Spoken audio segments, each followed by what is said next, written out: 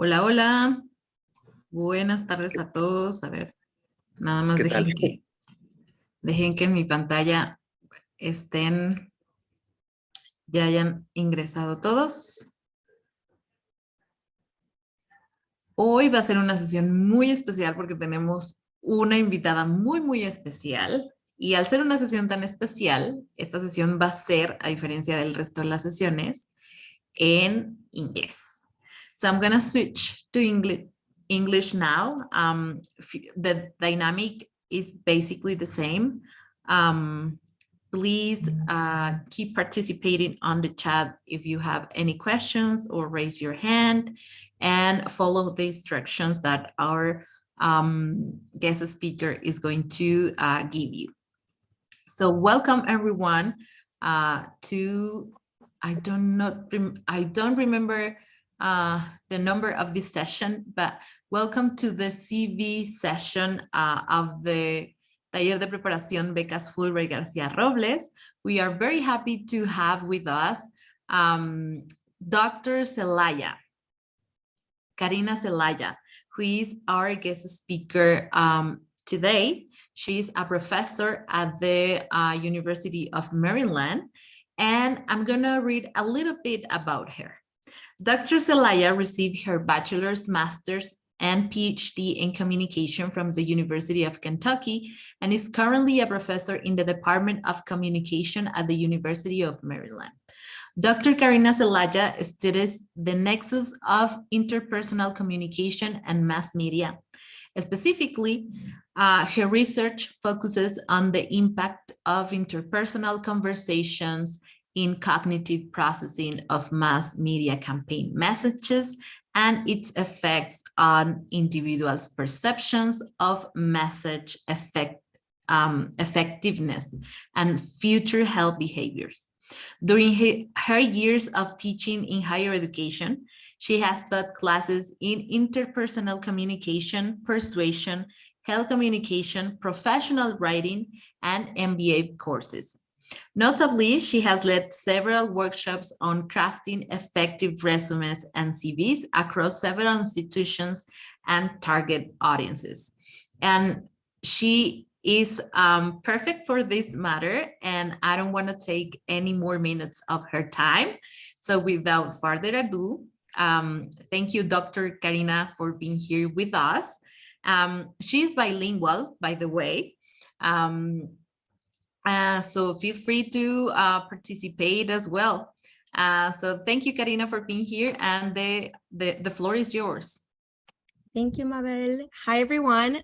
So today we're going to have a workshop on how to create a CV specifically for graduate or professional school, as I know most of you are seeking to go into a Fulbright sort of scholarship for graduate school.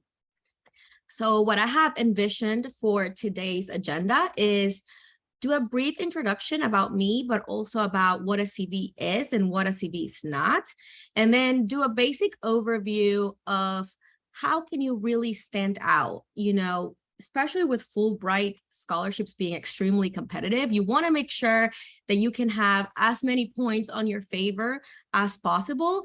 And with a CV, something that, you can take a lot of time to work on them, workshop them. So I'm very confident that you can have the perfect CV before applying.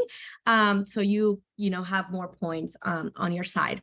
We will talk also specifically about formatting a CV. I will give examples from my own personal CV, but as well as giving you examples as to how you could change things around. What are the main components that you need to have and some components that may be optional for your CV. And I want to wrap up our session by just giving you some personal tips and giving you some time to ask me any questions that you may have. Also, like Mabel said, oops, so sorry. The format is in English, but I speak Spanish. So if you want me to either clarify something in Spanish, I'm more than happy to do so. And also you can ask questions in the chat or at the end of the presentation, both in English or in Spanish. So a little bit about me. So you already got the gist of who I am. But not so long ago, I was in your shoes in the sense that I was in Honduras as a high schooler wanting to go to the United States to study. So I went through the whole process that you're going through, applying, learning about different programs, building up a strong application. And that's how I ended up at the University of Kentucky. And I loved it so much that I decided to continue doing all of my degrees there. So I spent 10 years at the University of Kentucky getting my bachelor's, master's, and doctorate. And just so you know that you can trust what I say a little bit, I guess, my focus is on persuasion and message design. So I have a PhD on how you can be persuasive and let people know that you're the best candidate for the scholarship. Currently, I'm a professor at the University of Maryland.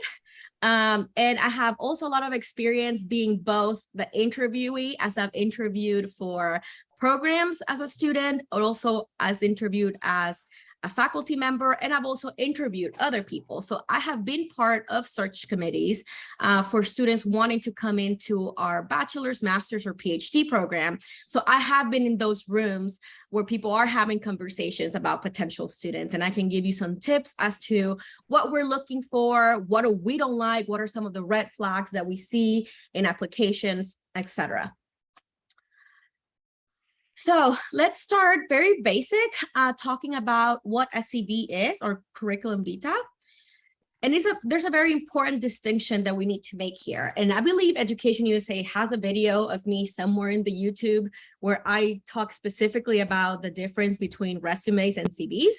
But very briefly, a resume is very focused on getting a job, getting an interview. It's very professionally focused, and it accentuates all of the past jobs or positions that you may have held. A CV, on the other hand, is very much so academic. So it focuses on your education, on your research, teaching, volunteering experiences. And it's way longer than a resume, right? We've always heard that resume should never be more than 1 to 2 pages. Your CV can be as long as you want. Mine is 14 pages currently. So don't be scared of having a long CV. That's totally fine. They also serve different functions. The function of a resume, or the purpose of a resume, is to get you an interview at a job or to advance you to the next stage of a job application. On the other hand, the CV is not so much to get you an interview, even though interviews may be part of your process. A CV is more so for the admissions committee to see who you are, learn about you, and really try to figure out whether you're a good fit for the school. And something that is very important that you have to think about when you are crafting your CV is that not only are you trying to convince the school that they are a great fit for you, you also have to convince them that you are a great fit for them. So it's a mutual relationship there. You both have to be a great fit for one another. And that's what you should be looking at when writing your CV. However, just because I said that a resume is more so job-oriented doesn't mean that you may not need one. So I bet we have students from across the different areas that you can study, and different programs may prefer a resume versus a CV. So, for example, an MBA program probably will need a resume over a CV. But if you're applying to a school that is heavily research focused, or maybe you're trying to go into a scientific or a humanities field, you will need a CV. So there may be some professional programs that would rather you have a resume, but we're safe to say that most of them would want you to have a CV. And it's also sometimes easier to have a CV and then build a resume from that than build a CV from a resume. So it's always a good thing that you can have. And I just saw a question here about if a CV could be like a portfolio for artists, in a way of speaking. Yes, kind of, in the sense that a portfolio doesn't have a length limit and you're just showing what you're capable of. But I would say a CV is way more technical and boring compared to a portfolio. But yes, the analogy could be made there. So let's jump into the basics of a CV. In your CV, you are presenting all of your credentials, but the key here is that they are your credentials that are relevant to academia, to education, not to be in industry or be in the corporate world. So as schools ask for your transcripts, your GRE scores, your TOEFL, personal statements, whatever it may be, you will also need to include a CV. And the rules to compose a CV may be slightly different than what you're used to when you have built maybe resumes before in the past, or maybe CVs for an academic institution that may not be in the US. So let's take a closer look as to what we're looking for in the universities in the United States when we're talking about an applicant's CV. As someone who has been in admissions committee, what I want to see from a CV is that you have skills, experiences, and qualifications that are a good fit for the program that you want to be in. Doesn't mean that you, just because, let's say, you studied business in your bachelor's, you have to go get an MBA. That's not the case, but you have to format and tailor your CV to make me realize and make me learn that the things that you have done in the past, both academic and professional, are going to be a big contribution to my current program. So as a Fulbright scholar or someone that may just be wanting to apply into graduate school, you may be eligible to have some sort of assistantships, whether that is teaching assistantships or research assistantships. So you have to convince them that you are able to bring your expertise to the table. So before you even begin to actually write your CV, consider who your readers are. And not only who they are, meaning like the department that they're in and their backgrounds, but also you have to be realistic and know that they're going to see hundreds or if not thousands of applications. So you really want to stand out, and you want to stand out in a good way. You don't want to have a bad CV, and that's the reason why you stand out. So let's look at how can you make your CV stand out from thousands of others that we get as search committees. Make sure that the main thing that you're focusing on your CV is your academic background. It's totally fine if you took a big break from school. Let's say you went to your bachelor's 10 years ago and you have been in the corporate world ever since. That's totally fine, but make sure that the first thing that you have there and something that you highlight heavily is your academic background and your academic interest. Because again, graduate school is very academic for most programs. Make sure that your CV is specifically tailored to the program that you're applying. Chances are you're not going to use the same CV to every single program, especially if they're in different fields. So maybe you're looking into different master's degrees, or maybe you're looking into different doctorates. You will probably have to tailor those CVs, not only for the program, but sometimes for the university. And we'll talk about what are the different kinds of universities and how you will tailor your CV accordingly in just a little bit. In terms of formatting and the language that you use, you want to make sure you come across as a confident and competent individual. And that means that you're going to use powerful language. And we will talk about some of the common mistakes that we make and how they're so easy to fix for you to have the same meaning, but in a very strong, powerful sentence. Make sure that the way that you structure your CV tells a story. So I don't want to see education first, and then you're jumping into your volunteering, and then you're coming back to maybe certifications, and then volunteering in a different area. You have to be telling a story, whether what is your educational, professional, and service background. And different than resumes, when you only have a page or two to talk about your experiences, volunteer work and internships and service actually matters. It could be something that could help you stand out from the bunch. So what I was talking about previously about the different kinds of universities, depending on the university that you're interested in applying or the different schools that you will be applying, some sections may be more relevant than others, and means that you may have to put those sections earlier in your CV. So for example, as you may know, probably from previous mentoring, there's two types of schools. You have your liberal arts colleges and your research intensive university. So liberal art colleges' main focus is to give the students a well-rounded education teaching is heavily focused on liberal arts. On the other side, you have research universities like the university that I studied and the one that I work at now, where the focus is not so much, let's make sure that students have all the breadth of knowledge from their classes, but instead, let's make sure the students in our university have access to the top experts in the field and are able to be involved and see the current top of the field research that is being conducted. So one is not better than the other, right? It depends. It depends if you want to do an MFA, for example, if you have someone in the fine arts, if you want to do a more STEM degree, it depends what school you may want to go to. If you're applying to a liberal arts school, chances are that teaching is going to be a big factor. They care about what their professors teach. They care about that their students are learning, and they're focused on having a big breadth of knowledge in their teaching and their schooling. So on your CV, probably you would want to emphasize any sort of teaching experience that you may have. So you would have education first, and then you would jump into teaching.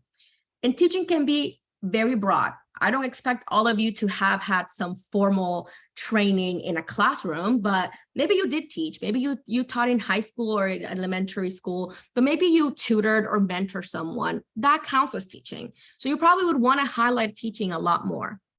Versus at a research university where we are not really focused on teaching that much. I do 60% research and 30% teaching. So I want to highlight my research. I want to let them know I know how to conduct research. I know different methodologies. I know statistics. I know what I'm talking about. And I've worked with multidisciplinary teams in research projects. So if you're applying to a state school, chances are they're a research intensive university, or what we also call an R1 university. You want to highlight research first, and then you're teaching. So now, specifically talking about formatting your CV, there's some important things that I want to mention before we jump into the specific sections of a CV. And first, oh my gosh, sorry. First is I really encourage you to please not use one of those templates that you see online. By templates, I don't mean that you cannot copy the format on a Word document. That is totally fine. But when I mean templates is if you were to Google CV templates and you would download that document and you would just fill in the blank, or maybe you want to be more creative and use, like, let's say Canva or any other sort of more graphic design kind of app, I really discourage you to do that. And there's two major reasons why I say that. One, sometimes it can be really hard to manipulate for us to read, especially because we're not in like 1980s, right? We're not printing these applications. We're seeing them online. And sometimes when you use these templates or when you use these complex apps, once you download it into the system, we don't see it that way. So we may see the parts all over. Maybe the font just shows in very weird characters. And sometimes some schools, especially really large schools that receive thousands of applications, they don't have actual humans reading those thousands of applications. We have, AI, or we have some sort of servers that read those resumes and those CVs and pick up keywords that we're looking for. And let's say out of 4,000 applications, the ones that are using those keywords get moved on to the next stage for a human to revise. But the problem is that you may have used those keywords, but because you use a weird format or a weird app, the app did not read it. So you just don't want to risk it, right? There's no reason why to do that. Also, unless you are applying to, a photography program or a heavily creative program, CVs are supposed to be boring. They're supposed to be black and white. There's not supposed to be any fun formatting or fonts. Boring, plain paper, it's completely fine and it's completely the norm. Make sure you use consistent formatting throughout your whole CV. So you don't want to accidentally, start the first 2 pages with Times New Roman font 11 and end with Calibri size 12. Make sure you have consistency all throughout and that you avoid having a lot of text. So yes, CVs are boring in the sense that, you're not being really creative, but you want to be succinct. CVs are also supposed to be long, but I also don't want to read paragraph after paragraph. I still want bullet points. I still want to see white space all around the page. You could be creative and personalize your layout in a Word document, and then you'll transfer into a PDF. But what matters is the content. I have never seen a candidate made it to the next stage or impressed anyone because of how pretty their CV is. We're not looking for that, and we don't care.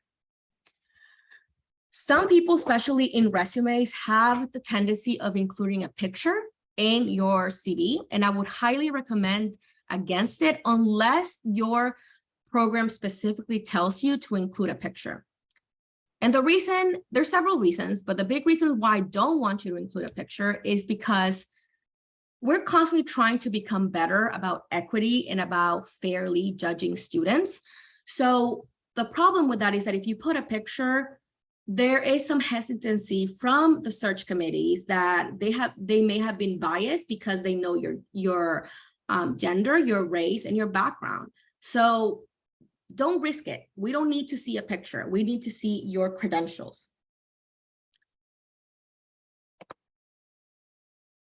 Your CV has to be well organized. It has to be really easy to read. So just pick a consistent format, effective format, and keep it. Don't overthink that. If you want to highlight certain things so it doesn't look like one whole boring document, you can use bolds, you can use italics, you can underline, and you can use capitalization for headings and subheadings. That is totally fine. Just don't use color or anything like that. I would also recommend that in the footer or in the header of your document, all of the pages have the page number and your last name in it. And the reason for that is that, let's say, for a weird reason, the search committee is really old school and they print your documents and they're reading them that way, or the things get messed around in the PDF conversion. And now the pages are all out of place and now they don't know how to read it. So that's why you have the page number. And then two, let's say you have a 10-page CV and they're going through it. In page 7, they completely forgot who they're reading about. So you want to make sure that at every single page at the very top, they can see your name. They can see Mazariego Zelaya, page 8. So they can have that constant reminder, whose CV is it that they're reading? And Sara, I will answer your question in just a second. I have a slide about that. So now let's talk about the common sections that we include in a CV. And the way that I decided to divide this part of our presentation is the basic sections that are most commonly there and that I would say we almost expect you to have. And then some sections that are more optional. Doesn't hurt you to have them, also doesn't hurt you if you don't have them. But I want to start first with, the really important sections. First is the heading. Very basic. You would include your name, your email. Mailing address is kind of old school. You don't need to unless they ask you to. My university asked me to, so I have my office mailing address in there. Phone number, not completely necessary, but you could. And then if you have any sort of professional social media, so a LinkedIn or a ResearchGate, you can include the link for that. If you have a professional website, you can also do that. It's becoming more and more common for applicants to have their own website, regardless of the field. So it could be someone more artistic wanting to showcase an online portfolio, or it could be someone completely on the STEM side, having a website talking about their interests, their experiences, having a blog in it. You can include that as well. Then we have the education section. So no matter if you're going into a liberal arts school or a research school, like I mentioned before, education is first. That, don't even think about it. That is the first thing that you're going to write in there. Things to include in there, of course, are your degrees.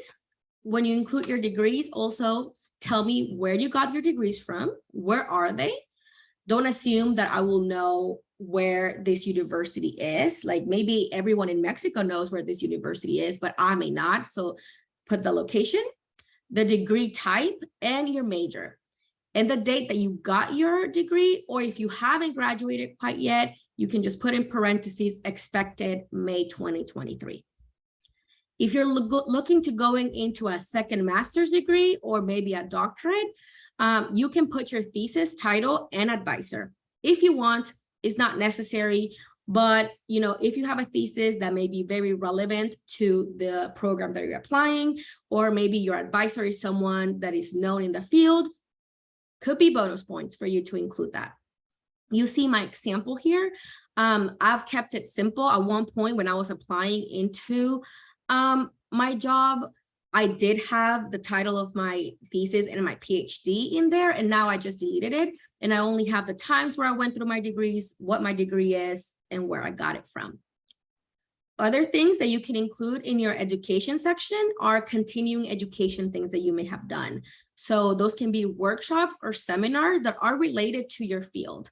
So I have put here some workshops and pedagogy seminars that I've attended recently to show that, yes, I've graduated, but I have continued being involved and learning more about the field. So if you have done any sort of continuing education, I would highly say to include that in your CV. When talking about the degree of in your CV, make sure that you are writing it as formally as possible. So if you want to say Master of Administration, you say master without the apostrophes, and the same with bachelors. So masters and bachelors, are they grammatically incorrect? No, but they're more colloquially. So let's leave the more formal way of writing it for your CV. So master or bachelor. For both associate's degrees, if you attended a community college or a doctoral degree, they do not have apostrophes. And okay, I want to answer these questions before I move on. So Rodolfo, yes, it could be bad as in biased. It doesn't have to mean that, oh, they think you're Latino and they don't like you anymore. But it's the fact that now they know what you look like, that they're like, are we fairly judging this person or not? Are my colleagues judging them fairly? So it doesn't mean that it's bad that they know your race, but let's not put the committee in an uncomfortable situation where now you have disclosed information that they didn't ask for. So for example, when you apply for graduate school, there's going to be a section of your biometrics where you talk about like your age, your race, your sexuality, all of that. All of that information goes to the university, but it doesn't go to the search committee. We don't actually see that, and there's a purpose to that. So we are not biased in the process. And the additional education by certified, I'm guessing you're meaning like if you got a certificate. Preferably, if you have an actual certificate from it, you will call it like certificate in blank. But if not, if it was like a workshop, but it's still, maybe something that you did at a university, but you didn't get a certificate from it, you should still include it in there. It would not hurt you.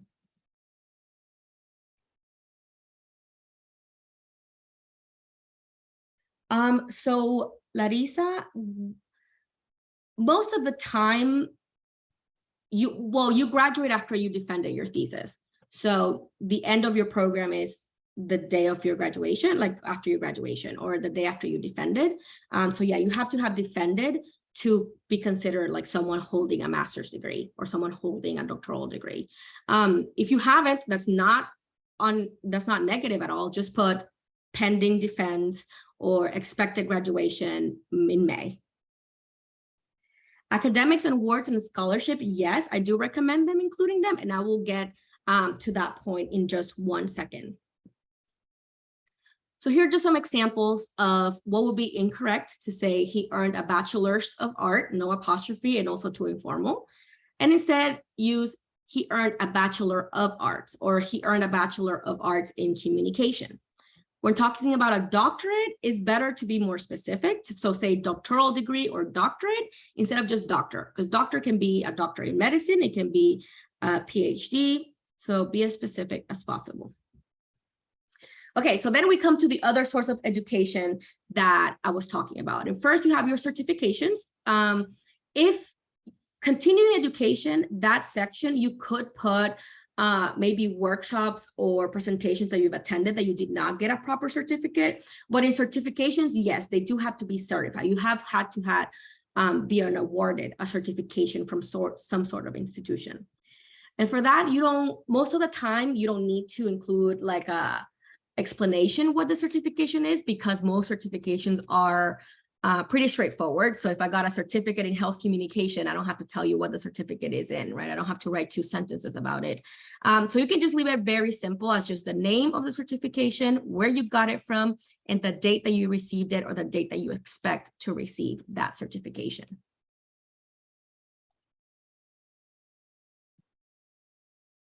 So then we move on, we leave the education part. I know someone asked about awards and scholarships. That is a different area. It's not considered education.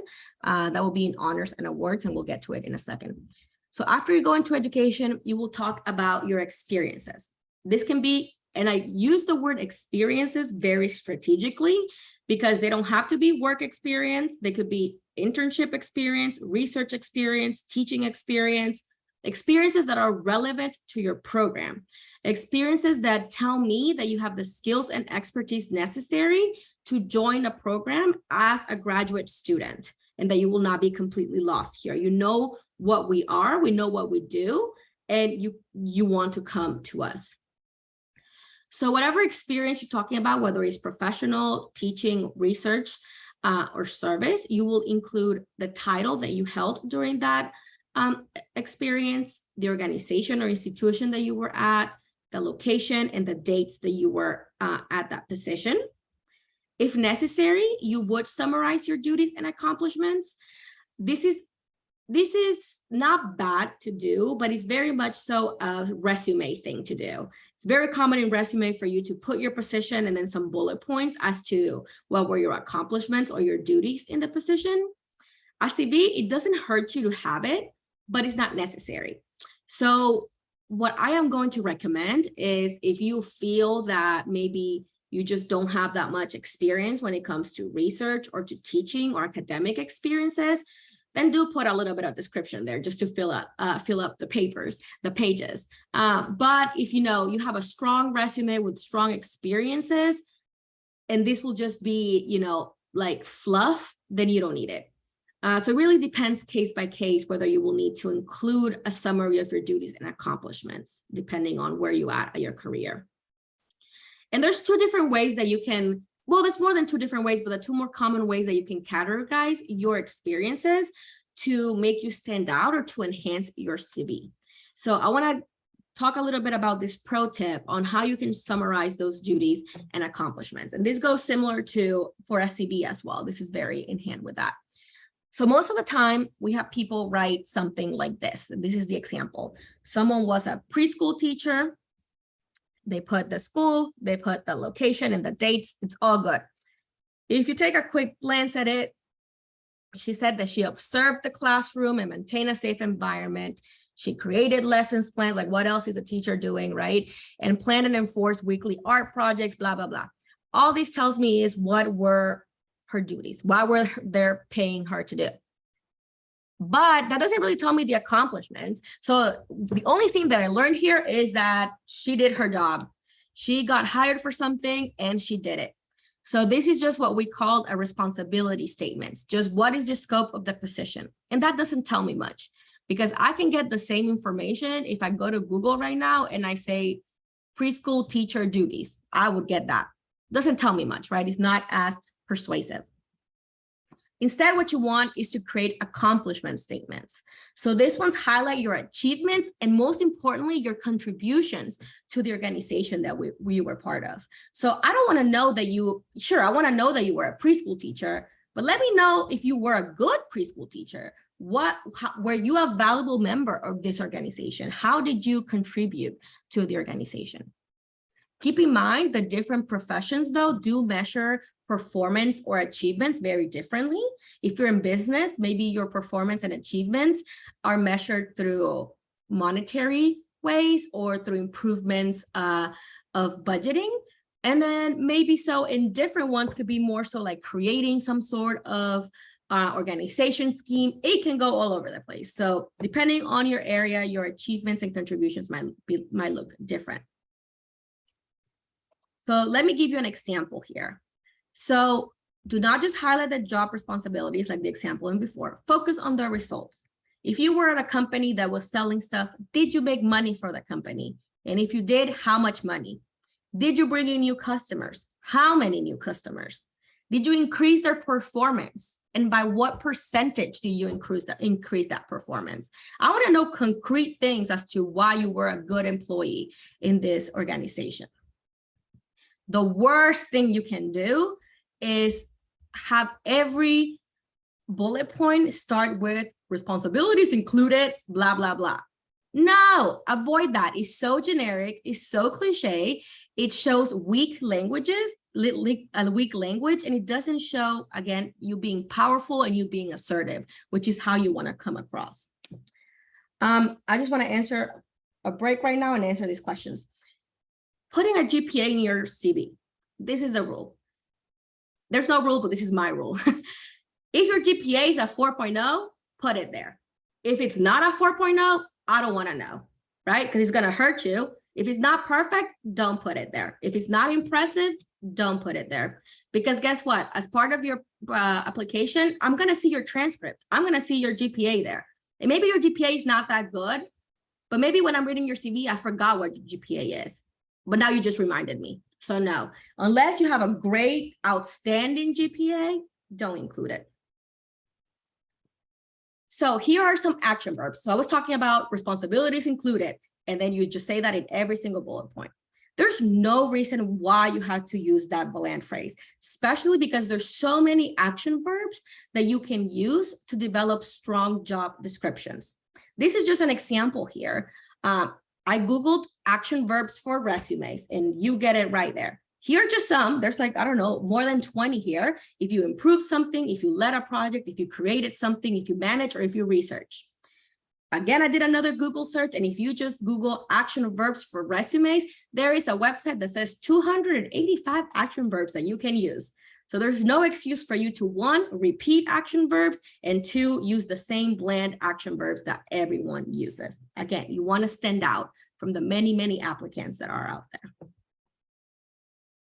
Another way that we can look at this is the CAR model. And that just means that you're going to talk about the context. So what was your role?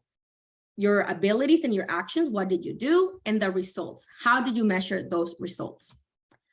So this is an example of the CAR model. They reduced, that's the action verb, customer support calls by 50%. They give me a measurable outcome or result by designing and launching a self-service knowledge-based and interactive chatbot. And they told me exactly how they did it. Very short, didn't require a whole paragraph. I know that in Spanish, we love sounding so fancy and we love rambling on and on and on about the things we wanted to do. No, one sentence telling me what you did and what you accomplished is more than enough.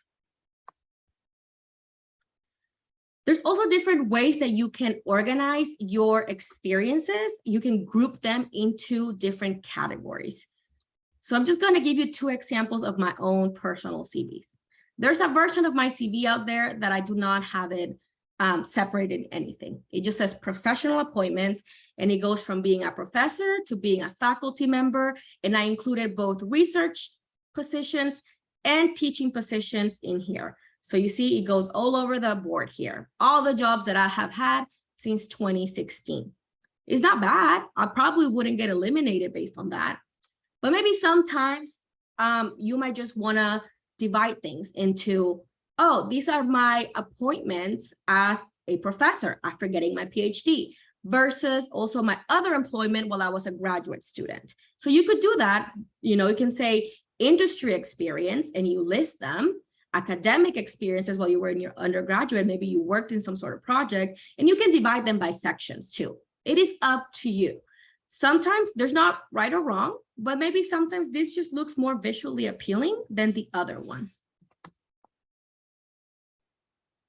Then you want to highlight your research, and you will highlight this first if you're looking at an R1 research intensive university. Here you can include if you were part of any sort of research team, if you were part of grant projects. You can also, maybe you have not published anything, but you are part of a project right now that may be published in the future, is in progress. You could include that. And sometimes showing some sort of research experience, even if it did not lead to an academic journal publication is important, especially sometimes highly important if you're looking at either research universities or PhD programs. I would not expect personally, and I know most people would agree with me, if you're coming from an undergraduate or bachelor degree, going into a master's program, I do not expect you to have publications. If you do, wow, you're a rock star. But like, don't get freaked out that you see these examples here with a lot of publications. If you're going into a master's program, you're not supposed to have all these publications. If you're going to a PhD program, though, if there, maybe we have someone interested here in a PhD, then it is heavily important that you put in some sort of research experience, because that's all a PhD is about, research. When including your research, you will do so in bibliographic citations. So how was your publication cited? Like the example that you just saw in the previous slide. Does it only have to be citations of articles? It could be chapters in a book. It could be research reports. It could be newspaper publications, especially if you're maybe in journalism or media. Any sort of publication that you have authored online or in print, you should include it. And I would say if you were not the only author of it and there's a group of people, bold your name so we can see where you're at and see what your contribution was. So I have two tips here. First is make sure what your discipline uses in terms of styles. Do they use MLA? Do they use APA? Do they use Chicago? What style do they use? And once you know which one they use, do your CV on that. That just shows, is it necessary for you to do that? No, but it's just an extra step, right? It shows a little bit more dedication and it makes you stand out from the people that didn't do that.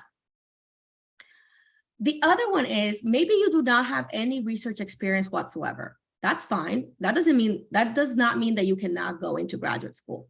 But maybe what you do, instead of putting research experiences, you can specify what topics you would like to research once you join the program as a graduate student. But what is important here is that you're specific to the institution and department that you're applying. So let's say you want to apply to my department. You want to get a master's or a bachelor's in, or a PhD in communication at the University of Maryland. You would go to the website, Department of Communication, University of Maryland, go to faculty, go to people, and see their bios, see the faculty and what they do. What topics do they research? And then write those. So maybe it's not what you're dying to do, but like nobody's gonna help, like keep you accountable to that. So if in your CV you wrote that you were interested in social network analysis when you come into a graduate program, that doesn't mean that when you join the program, if you don't do that, I'm gonna expel you. No, but while I'm reading that application, if I see that you're interested in doing research that is similar to what the current faculty of the department do, one, it shows me that you did your research, you know who we are, and you're a good fit, and we are a good fit for you. We're a great fit. We study what you want to study. We can help you out. So it's okay if you don't have research experience. Say what you would like to do and make sure that those things match what the school can offer you.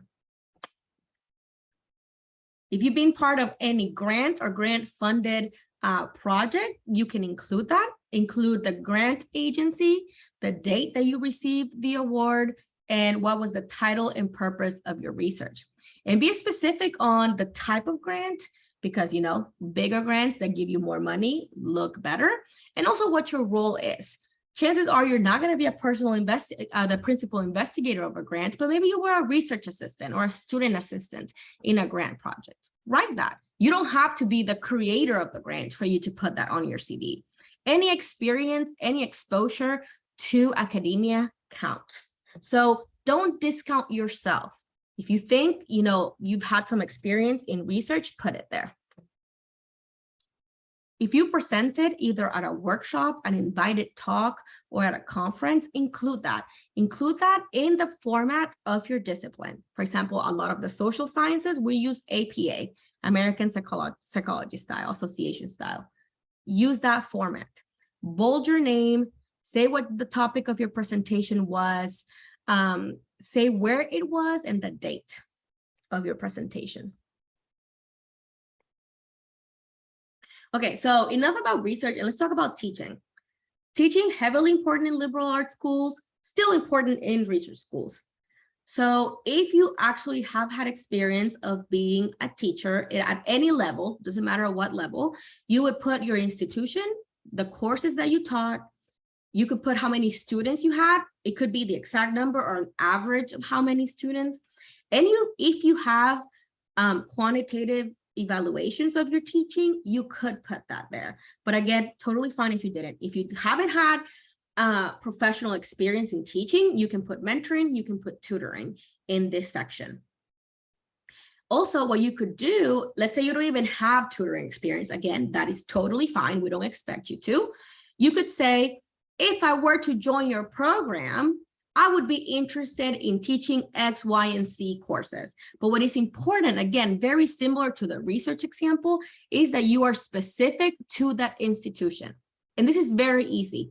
You go to the website of the department, you go to their course catalog, and you see the classes that they teach. So instead of you being super vague and saying, if I were to join your class, I would like to teach classes in communication. Okay, what else did I expect you to do? No, but you can say, I would like to teach COM 351, which is communication theory. I would also like to teach COM 326, strategies for professional excellence. It just shows that you did that extra research that other students might have not. And that just made you stand out in the application. Going back to someone's question that they had here before, you also will have a section for honors and awards towards the end of your CV. You can put any sort of award or honors that is relevant to your academic journey.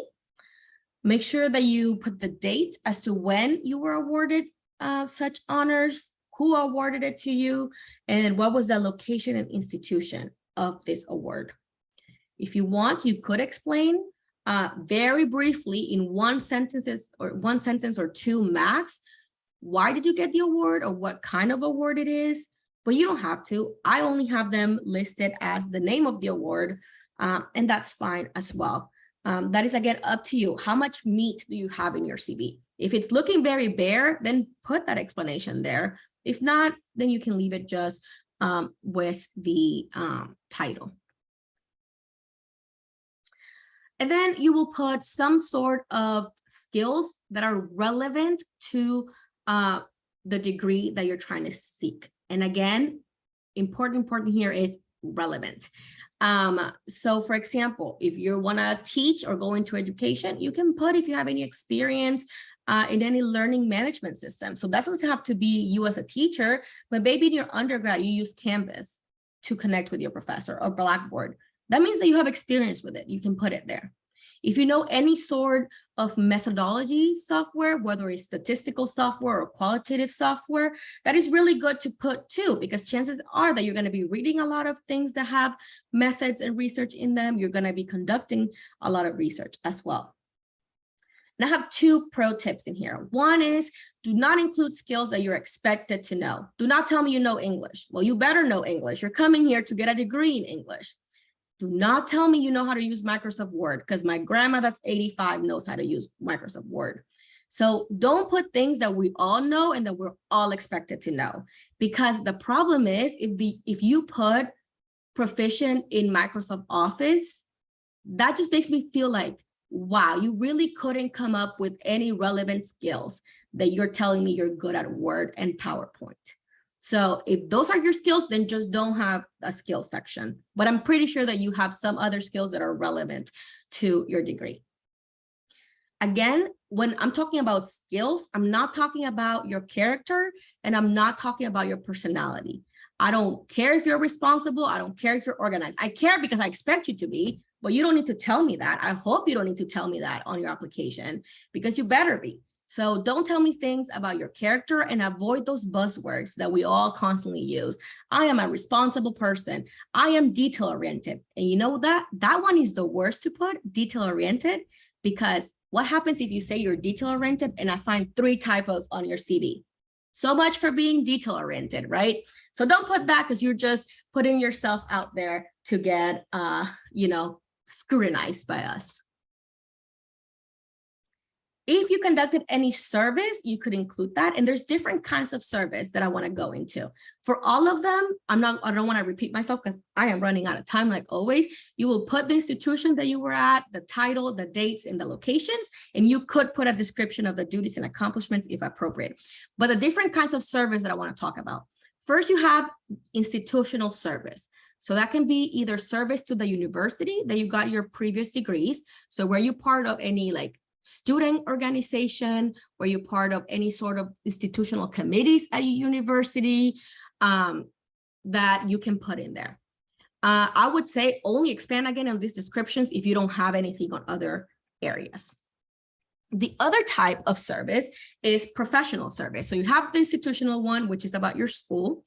Professional service was, were you doing some service, meaning that you were not getting paid for. This was not part of your responsibilities at your job, but you volunteered your time to be part of any sort of professional committee at your previous experiences. You can put that on your CV as well. So we have the school one, institutional, and you have the professional service. You can also have mentoring service. Did you mentor students that were under you? Did you mentor anyone in your family? Did you include any sort of, did you do any sort of mentoring?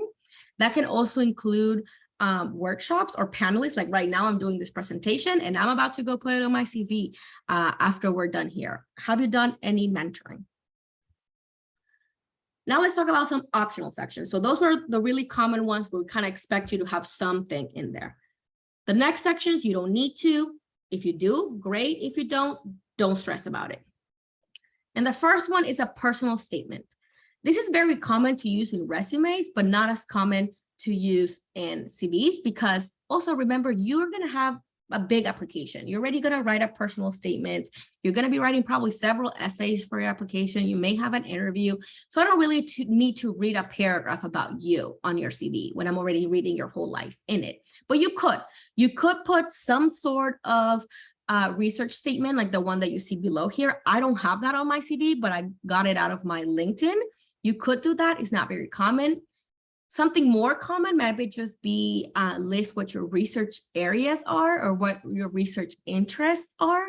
And that's just shorter. That's just a bullet point list. You could do that, but just know that be concise. And when you're just, especially in this part of the personal statement, less is more. You don't need to go on and on about it. You don't even need to include it if you don't want to. Professional memberships, maybe, for example, for communication, the two big ones, we have the International and the National Communication Association. Are you part of these associations? Do you have a membership in there? You would put how long have you been a member of these organizations. If you're not, if you haven't been a part of any of these professional associations, I would recommend you to do that. You still have time for you to join. It doesn't require much. You don't have, there's no like initiation of it or anything. And most of the times they either have free or discounted prices for people that are students or trying to come back to school. So you could join an association for completely free. You don't even have to do anything with it. You just join and you can put that in your CV. And this just shows that, you're trying to be part of your field. You're trying to stay in touch with people with similar interests in your academic department. So I would recommend to join some if you can before you apply. But again, you don't have to. This is optional. Community involvement is optional. It's not so much like when you were applying for undergrad that they care more about your volunteering hours, like community volunteering.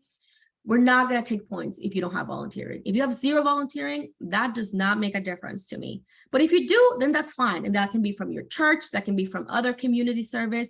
You can put it out there. But make sure that if you do put something that is like kind of obscure, like maybe from your church or from like a very specific area of your city, give me some context as to what this is and not just like name the church, like member of Blood Church, right? Like I don't know what that means. You could expand a little bit more on there. Like give me some context as to what this volunteering is and what did you do as a volunteering there.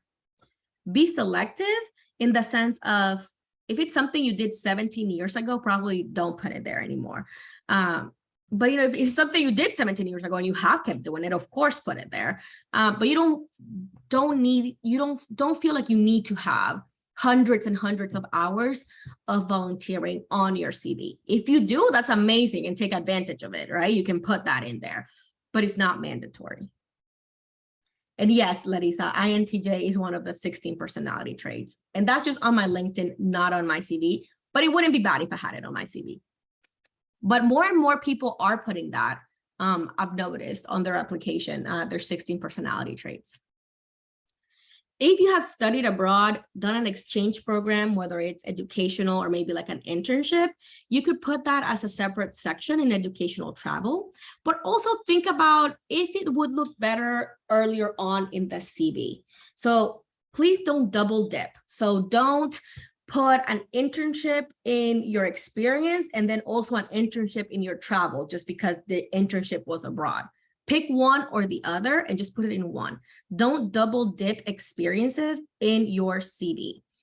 And I would say I would include it earlier on in the CV if it's important than double dipping. So if, for example, if you have an internship, I would rather you put it in the experiences than in educational travel, because in the experiences, you could say, went abroad to this internship.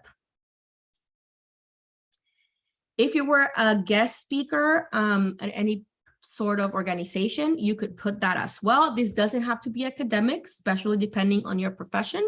Any invited talks or workshops can go in there. But again, optional. If you haven't, that's totally fine. Oh, this is just the example there. I'm sorry. You could include your coursework.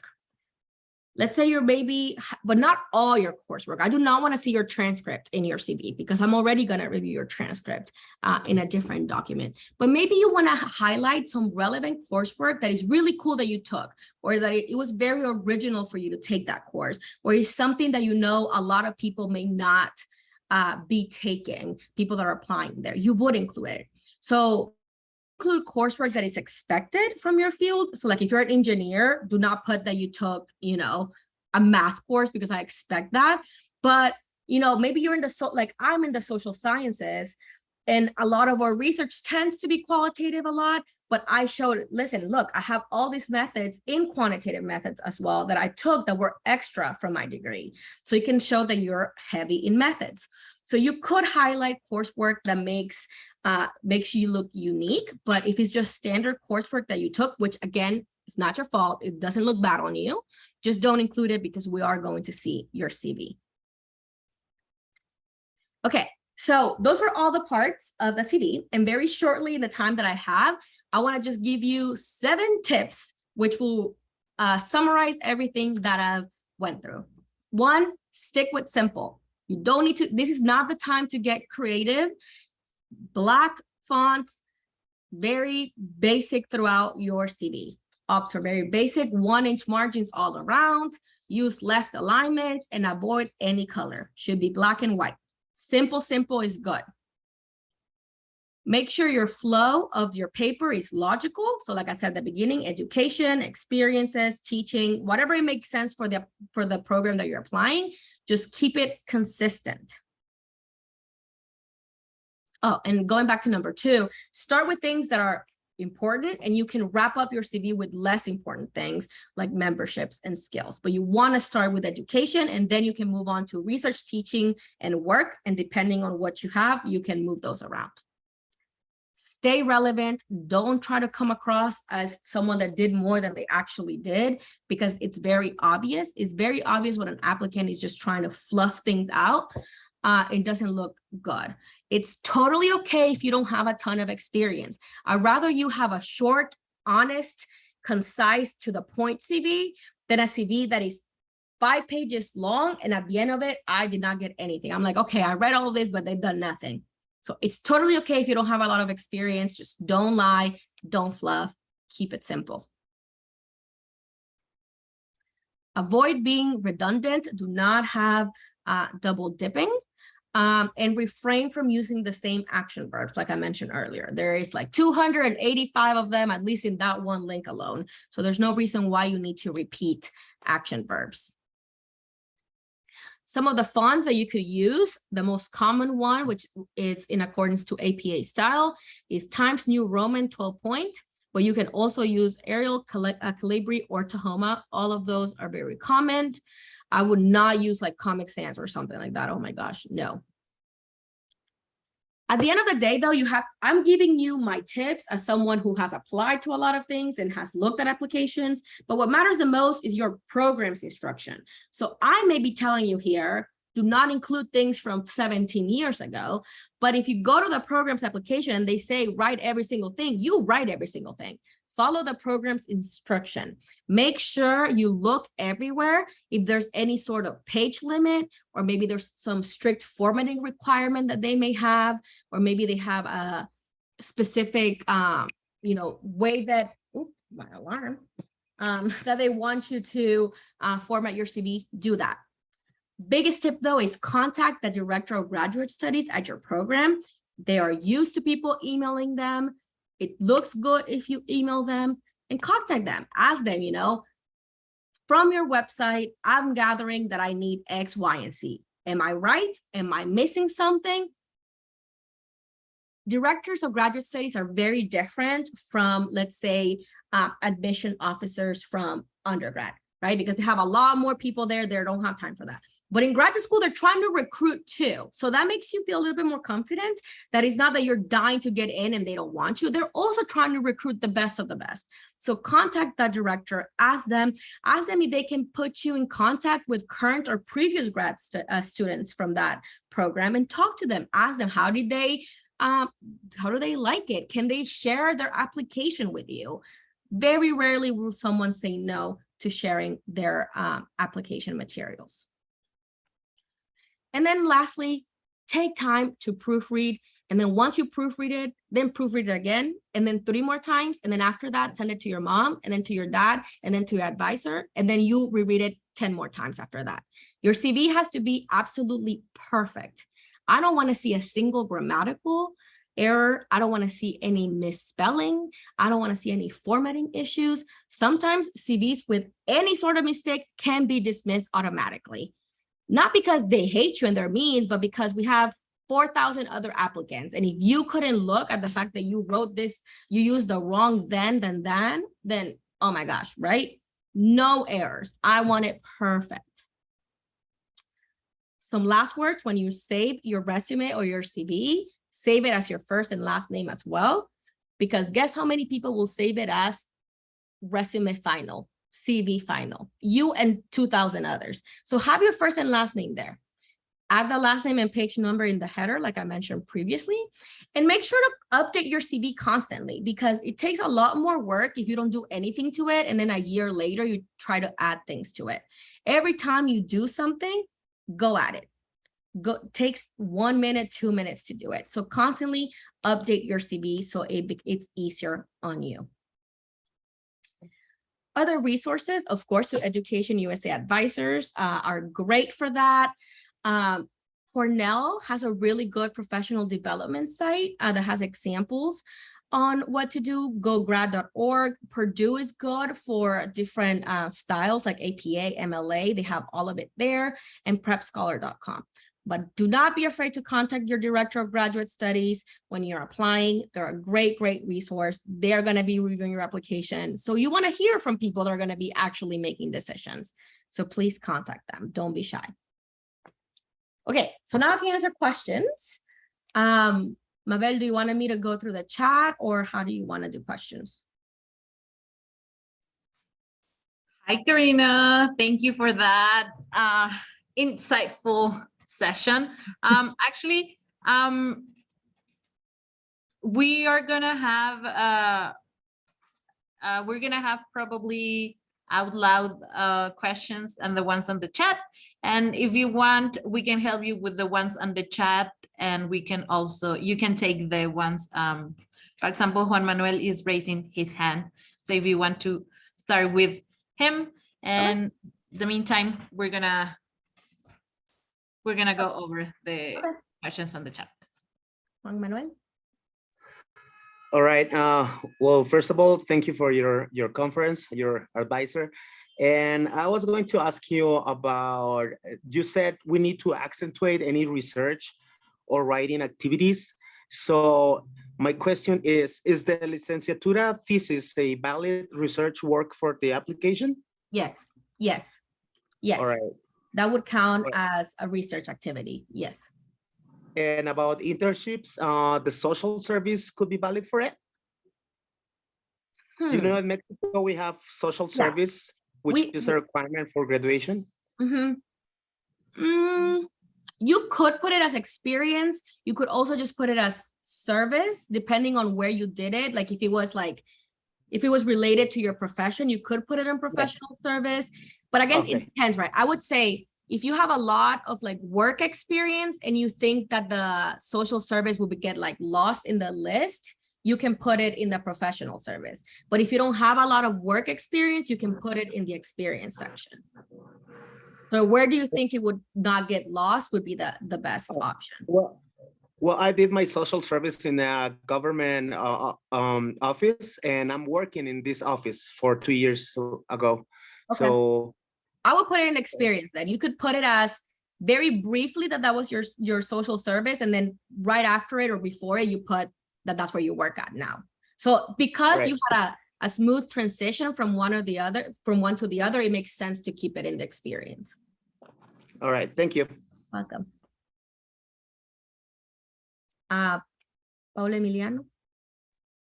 Yes, thank you. I was going to ask you about that I'm currently researching something.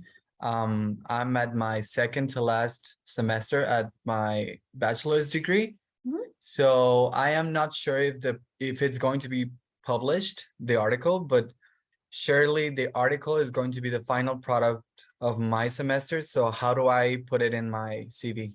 Yeah, so you put in your CV still as research, and what you would do is in parentheses, instead of, if it was published, you would put the date in parentheses, right? But in this case, you would just put in the parentheses in progress. Okay. So you would still include it there and just in parentheses in progress. If you want to be more specific, you can say in progress, comma, data collection, in progress, comma, data analysis. You could do that too, but yes, count it. You don't have to have published it. You don't have to have finished it for you to include it. You can put it as in progress. Okay, and also a quick question. At my university, we have like educational system where we are evaluated in projects, and these projects are professional projects. Like companies come look at our projects and they grade us. So I had a session with a career advisor at my university, and he told me that I should put those experiences in professional projects in my CV, but I am not sure if I should. I think you should. I mean, so you develop a project, right? And then they evaluated it. Yeah. Yes, I would say probably not in the same area as work experiences, but you could put it either. I'm trying to think. You could put it under education, or you could put it under. You can have a separate section. So again, there's no rules, right? It's just, this is a generic example, but you could put professional experiences and your regular work, and then you could put something about academic experiences or academic projects. You can do its own section and put those there. Okay. So it's like you can do like a subsection of experiences. Okay, so like a mini example, just not to take more of your time, but it was, for example, for my structural design course, we made, two of my classmates and I made a proposal, a structural design proposal for a company, and it was an actual building, and we designed it and everything. So it counted as professional experience, but I was not sure about it. So you can put it, just make sure that you don't like blend it with the other. You can just put like, you can put like experiencia laboral, and then you can put it as like school projects. Like it can still be under experience, just put like a subheading to it. Okay. Yeah. Thank you. Look. Oscar. Hello, can you hear me? Yes. Oh, thank you. Okay, so my question is, I want to apply to a master degree program in urban planning, but I don't know how back in time can I go. Should I only include the experience I have from the graduate from licenciatura on, or could I add some previous experiences in high school that I could highlight, or that would be actually a disadvantage? Or should I only concentrate from graduate education on? I wouldn't say, I cannot say a disadvantage straight up, but I guess it depends, right? What kind of experience? Because if it's like a volunteering that you did for a long time, you could include it. But if it's like, let's say like a project that you did like your junior year of high school, probably not, you know? So like, I guess if you could tell me what do you mean by experience, that would be more helpful. Yeah. Yes. Well, in the high school, I did a baccalaureate also in architecture. So as part of the program, we had to do professional practices at a company, and we also did social work. So, I mean, those are the two things that I say, okay, I probably could include that in my CV, but yeah, I actually did include that for when I went into my master's. I did have like the internship that we did before graduating. I put that before my master's, so I didn't delete it then. So if it's just those two things and they're like, you went out into like the real world, you know, you could leave those for now, especially if you feel like you may not have a lot more in others, you can definitely leave it. So like if there are actual experience like at a company or exposure to it, you can put it. You could put it either, maybe you don't want to put it as experience, maybe you want to put it underneath the education part of your you know, like the high school degree. You could put it there as well. Okay, thank you. Welcome. Dara? Hi, thank you. I have a similar question. You've kind of answered it. I also have like important volunteering experience from high school. I only graduated college recently, and I do have some experience. It's not terrible. Like I do have stuff to write down, but would anyone care about our high school? Like what our high school was like? I got the IB diploma. I don't know if anyone would care, and if I should include that or just stick to my bachelor. What is an IP diploma? An IB diploma? Oh, IB? Yeah, it's a very particular like coursework that you follow throughout high school, and then they evaluate you on your 2 years of high school. You do a research paper that's pretty relevant. Yes. So I think you could put it, just don't make it a big thing. You could just literally say like, you know, whatever your high school is, the date that you graduated, and then underneath you can put with IB diploma. Okay. That's it, you know? Yeah. Okay. Okay. Thank you. Okay. Okay, so time for the questions on the chat. So this is a pretty common one that we as an advisor receive. So I think it's important to say it out loud. Do we have to translate articles titles from Spanish to English? So I've seen both. Okay, so I guess my question would be, if this is it a research article that is in a journal? And if so, does the journal have its own translation? If they do, then you can put it in English. But if what's on Google Scholar or what is out there is only in Spanish, and like for me to find it, I would have to put it in Spanish, then leave it in Spanish. So if the translation is not actually published out there, you don't have to translate it. You could translate it if you wanted to, like it doesn't hurt, and it might be more helpful for us to realize if it's relevant to your career. So you could put the regular citation just in Spanish, and then underneath, you don't even have to word by word translate it, but you can just say very, you know, quickly, like study looking at X, Y, and Z in English. And that's it, just for us to know the relevance of the article. But no, you don't have to translate the article title, especially if that's not how it's published in the journal. Thank you, Karina. So Amanda asked, I'm going to apply for a master's degree in economics. I studied the bachelor's degree in economics, but at the same time, I have a bachelor's degree in piano performance in the conservatory. So I have a lot of experience also in the music field. Does it look weird if I mention the music experience in a CV for graduate studies of economics? No. So it would look weird in a resume, right? Because a resume, it's a very short document for you to show that you can get a role in an institution. But a CV is like basically your life, basically every accomplishment that you've had in your life. So if you have done like prestigious competitive things in piano, then you put that there because it's part of your CV.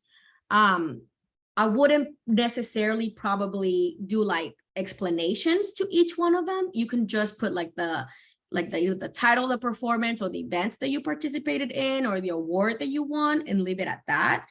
And that could also be something that you highlight in your application because probably not a lot of economics people do that. And that may make you kind of cool and interesting.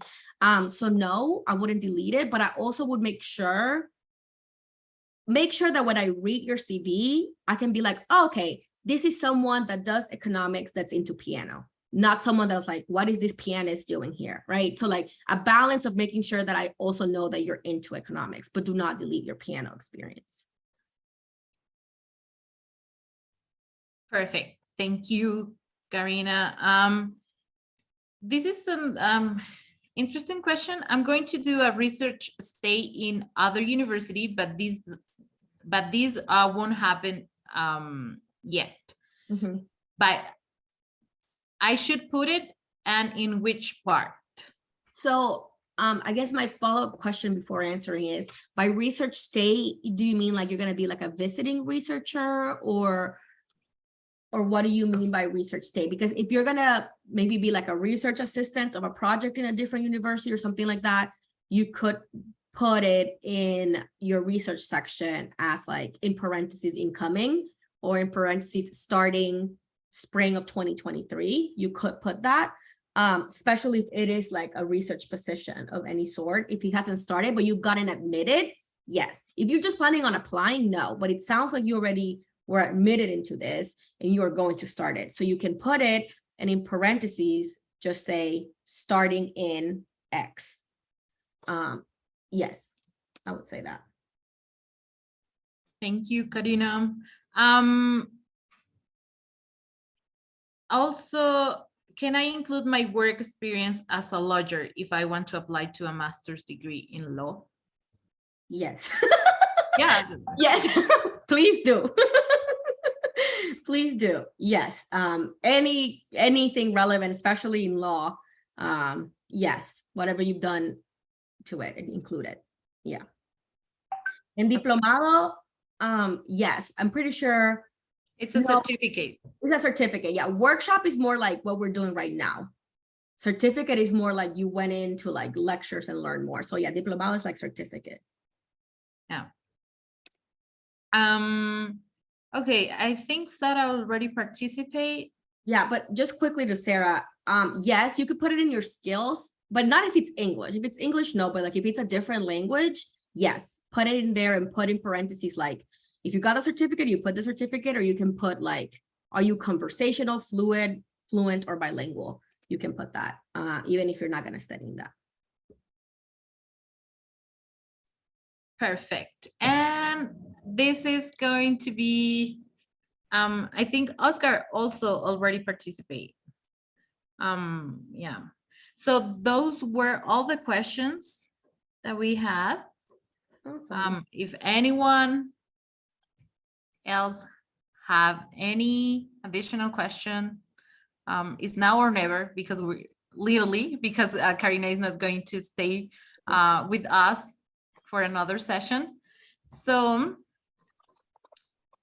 if there is no other questions, I just want to thank Karina again to deliver this excellent workshop. I think one of my favorite outcomes from this is your car model. You know, it's about highlighting this.